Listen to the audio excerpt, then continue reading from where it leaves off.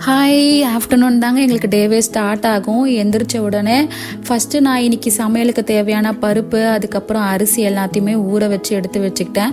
அப்புறம் போயிட்டு நான் லாகின் பண்ணிவிட்டு வந்துட்டு நான் கடகடன்னு சமையலை நான் ஸ்டார்ட் பண்ணிட்டேங்க.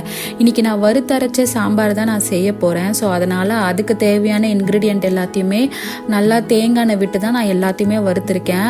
உங்ககிட்ட என்ன எண்ணெய் இருக்கோ நீங்கள் அதையே யூஸ் பண்ணிக்கலாம்.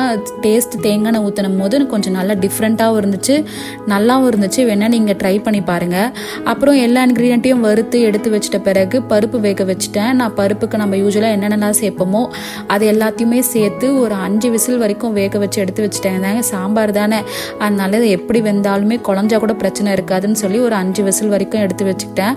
அப்புறம் ஒரு கடாயில் தேங்காய் எண்ணெய் விட்டு கடுகு, காஞ்ச மிளகா, கருவேப்பிலை, சின்ன வெங்காயம், வெந்தயம், கொஞ்சம் தண்ணி சேர்த்து இந்த வெங்காயத்தை வேக வைக்கிற அளவுக்கு நீங்கள் கொஞ்சம் கொதிக்க வச்சுக்கோங்க.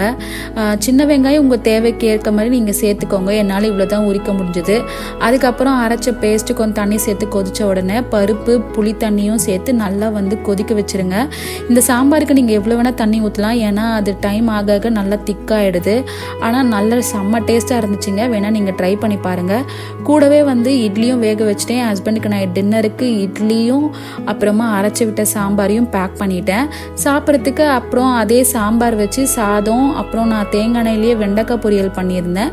வெண்டைக்காய் பொரியல் அப்பளம் வச்சு சாப்பிட கொடுத்துட்டேங்க. பாய்.